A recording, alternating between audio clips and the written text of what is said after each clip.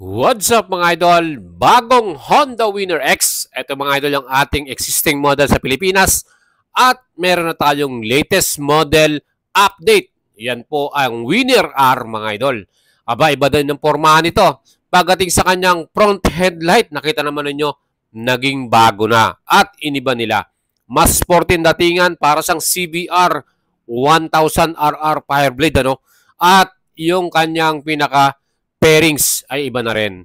Pero overall, pagdating sa kanyang engine specs at iba pang mga parts, ay niretain niya ng Honda. At mga idols, let me know anong masasabi nyo rito sa bagong Honda Winner R version. Well, kung compare natin sa Winner X, aba, depende po sa tumitingin yan.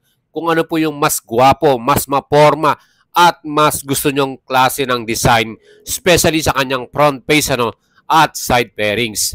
And ilang beses na nating nasubukan at na-test ride ang bagong Winner X na meron tayo sa Pilipinas. Pinakagusto ko pa rin itong bagong Winner X Racing natin na kung saan naka-triple color, white, red, and blue. Siyempre, kung titingnan naman natin yung ginawa nilang bagong Winner R, same pa din, meron tong triple color. And naglabas sila ng parang color green or blue or gray, hindi natin masabi kasi natin nakita ng personal.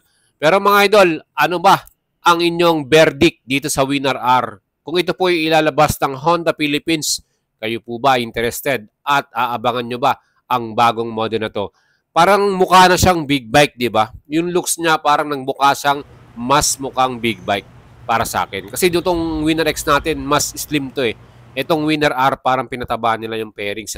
Yan lang po yung aking personal view. Pero depende pa rin sa inyo kung ano ba nakikita nyo yung pagkakaiba nito. At napaka-visible talaga nitong bagong side pairings nila. Yung pinaka-pairings, ibang-iba na para sa ating Winner R. Isa rin napansin natin yung pinakalikuran. Tinanggal na nila yung grab bar. Inalis na nila yung grab bar na yon at naging parang kapareho ng Aerox. Nasa ilalim na, malapit sa taillight. And yung upuan, mas sporty na yung bagong Winner R. Mga idol, isa rin malaking kakaiba ngayon ang Winner X natin na meron tayo sa Pilipinas ay mayroong timbang na 122 kilograms. Ang bagong Winner R ay may timbang naman na 124 kilograms. So mas mabigat yung bagong model. And pagdating naman sa engine type, pareho pa din yan, 149.2cc, liquid cool 4 valves, double overhead camshaft, 6-speed manual transmission with slipper clutch, at yan po yung maximum power 15.4 HP at maximum torque 13.5 Newton meters. So same pa rin po ang kanilang engine type, hindi po nila binago yan. So dyan pa lang marami nang nag-react sa atin eh. So marami din po ang na-disappoint sa bagong updated model na to. Kasi nga hindi nila binago ang engine, hindi nila pinalakas. Usually, kagaya ng sa Yamaha, meron silang parang YECBT kung saan merong extra turbo. So yun sana yung nakikita nating bagong modern specs na makikita natin dito sa model na to. Pero wala pong ginawa o hindi po gumawa ng bago ang Honda.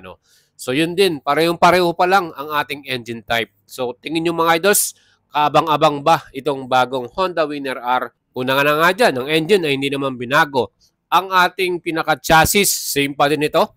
Naka-telescopic forks ang front suspension at naka-monoshock naman ang ating likuran na suspension. So hindi nila binago yan mga idol. Same pa din yan. Even yung ating compression ratio ng makina, same pa din yan. 11.3/1 at ang bore by stroke, same pa din yan. 57.3 mm by 57.8 mm mga idol.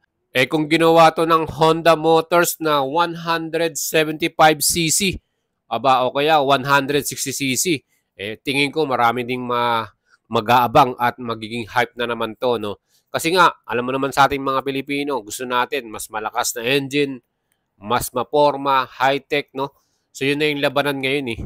So again, nag-stay pa rin po ang Honda sa pagiging durability nila.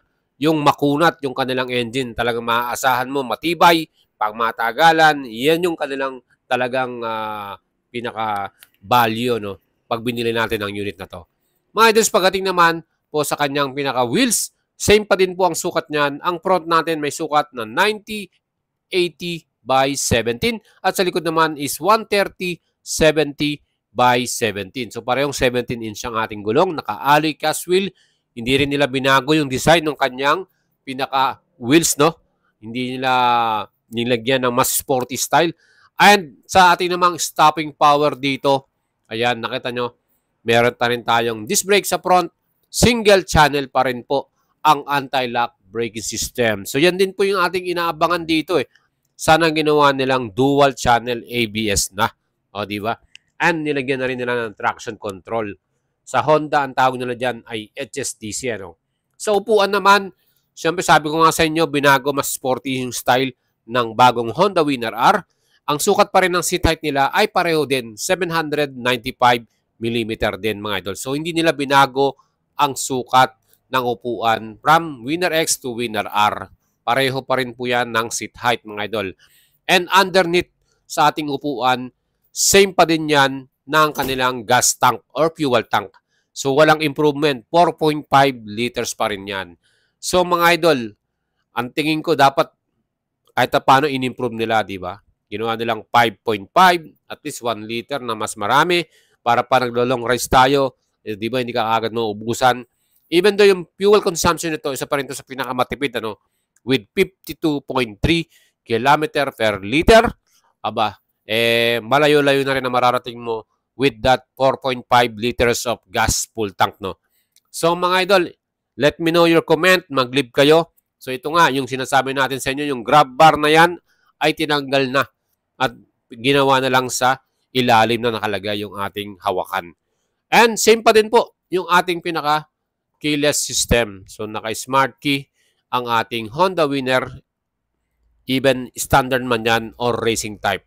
And dito sa ating racing type, meron tayong USB charger type A.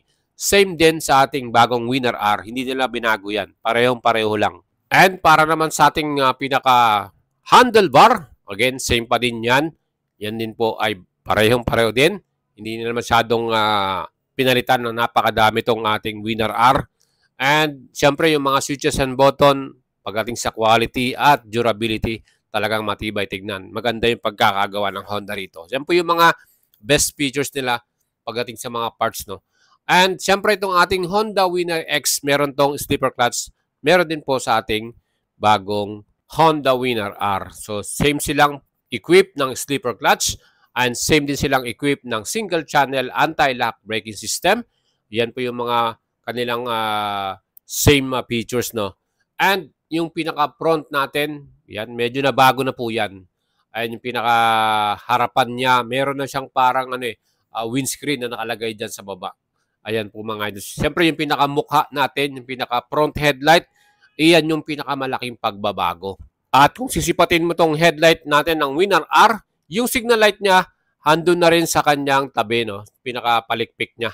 At yung kanyang pinaka-headlight, yan ay naka-projector light na. So yan po yung mga makikita nating pagbabago. So dito sa ating Winner X, sa gilid yung pinaka-signal light na wala na yon. At sa ring pinaka-binago nila dito, yung tail light design niya mga idol, ano? Dito sa ating bagong Winner R, mas sporty na siya.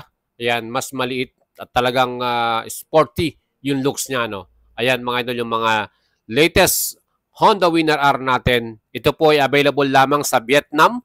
Wala pa po ito sa Pilipinas. Stay tuned sa ating YouTube at Facebook dahil kung meron tayong update dito, ay bibigyan natin kayo ng Moto News dyan. Mga idols, kung nagustuhan yung ating video today, huwag niyong kalimutang i-subscribe ang ating YouTube channel at follow ako sa ating Facebook page for more motorcycle update.